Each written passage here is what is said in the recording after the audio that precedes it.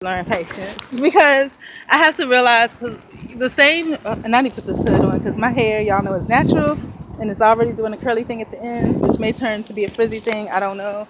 But since I'm older, my hair doesn't do as bad with that as it used to when I was younger. Don't know why I just thinned out, but I'm gonna tell you. Um, I do need to be patient. And dear God, I need to sing Lauryn Hill song. Sorry, y'all gonna hear some more bad singing. It's so funny. People like me that can't sing, it's like we love to sing. And it's like the way that we hear it in our heads, like, or feel it in our hearts. We don't care what the real sound it sounds like. It's just like, it just feels good. So we do it anyway. So y'all have to forgive me. But I need to, I love Lauryn Hill. I wish she'd come back. They took her away from us by accusing her of being crazy and all this other crazy, stupid stuff. But, oh my gosh, let me be patient. Let me be kind. Make me unselfish without being blind. And I really need to learn that. And just my day and my little interactions today, I definitely have to learn that. Just so much, you guys. I'm gonna finish up.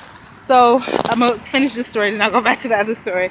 So as y'all heard, I was just like, this boy gave me, and no disrespect, this young man gave me this book of stuff, and I'm just like, I asked him for a course book. This ain't no course book, and I need to stop talking ghetto. I'm speaking ghetto-fied, but this is not a course book.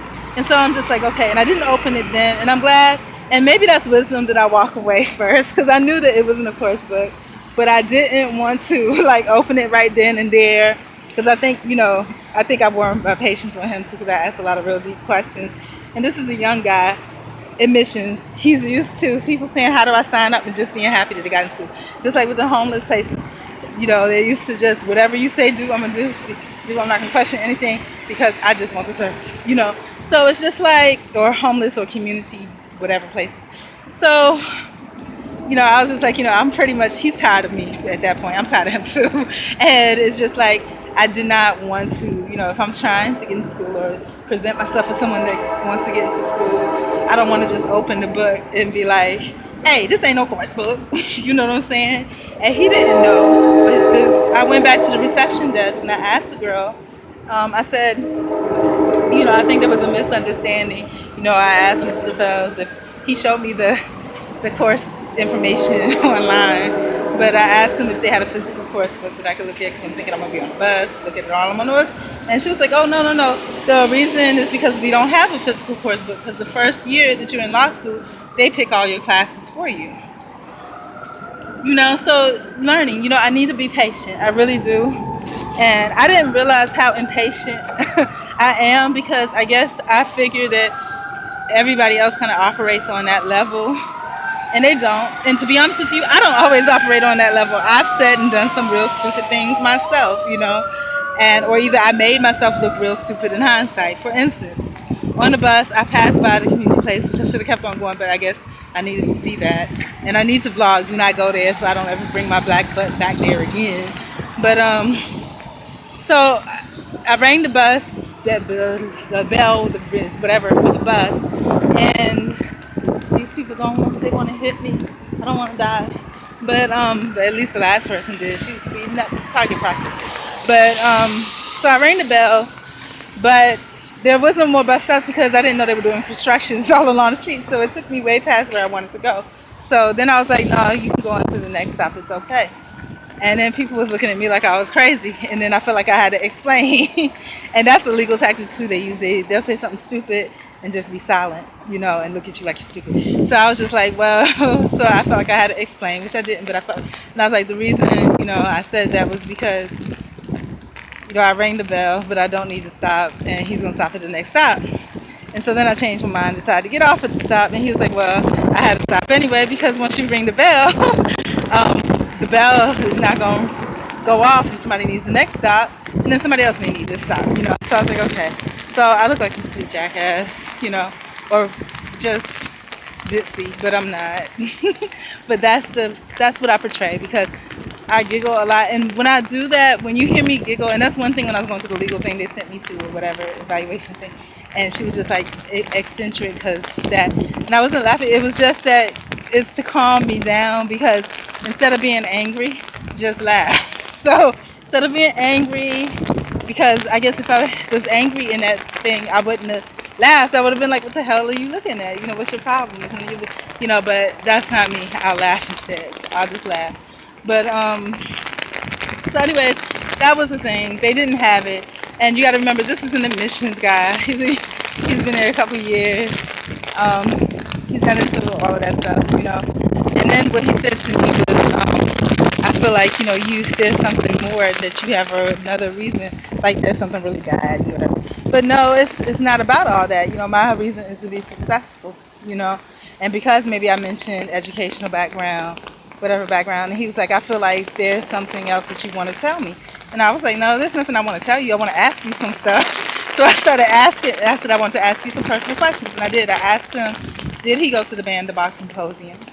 What were his? He said he didn't go. I asked him what were his thoughts on the symposium. I asked him, did he do any extracurricular activities related to law outside of the law school? And he says he has his own little family practice. And his goal, and I asked him why did he go into law? He wanted to be able to help people and educate people, you know. And I didn't ask him about where he was going to go from there, because I think, like I said, we were kind of tired. We've been tired of each other, but it's like I want to learn. I'm boring.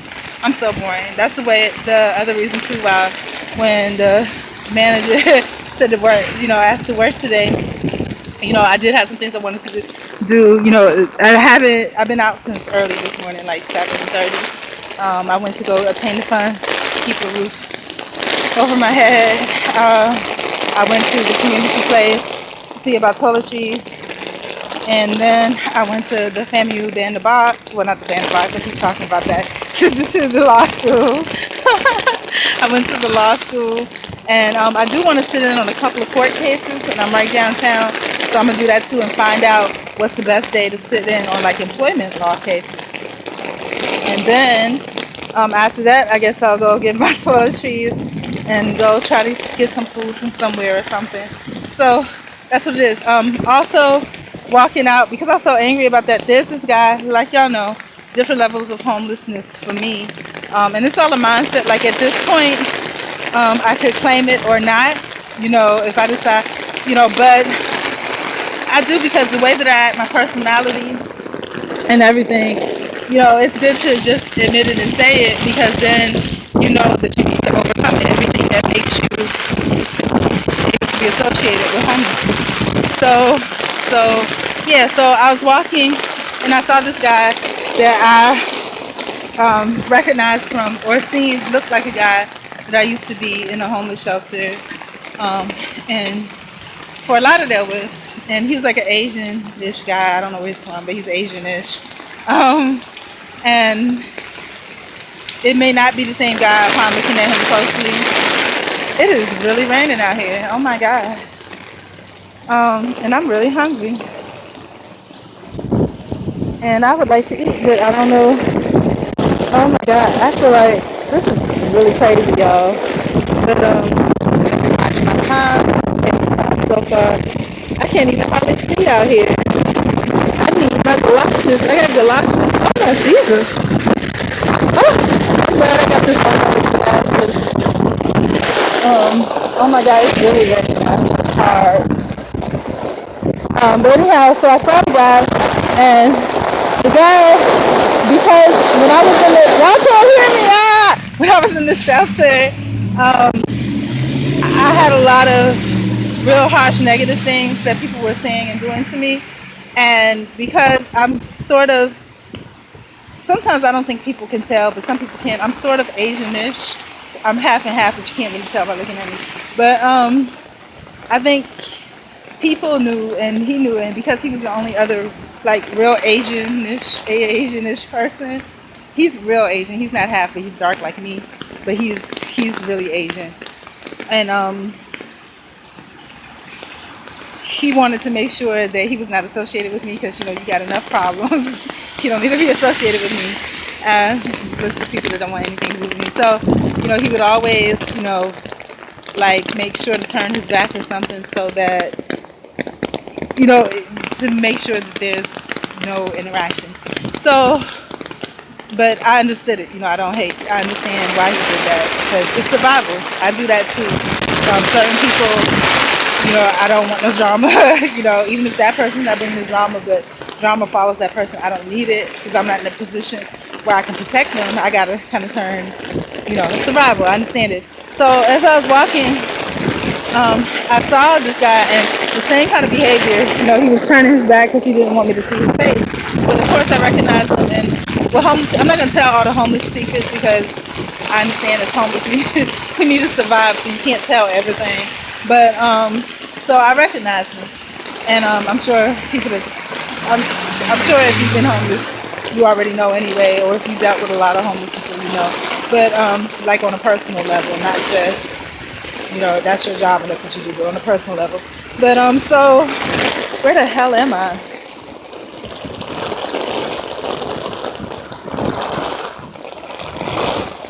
Okay, I don't know. Should I even try to go into a court now? Because this is really far now. Wow. I don't know if y'all can hear me. It's going down so loud. But let me hurry up with this story.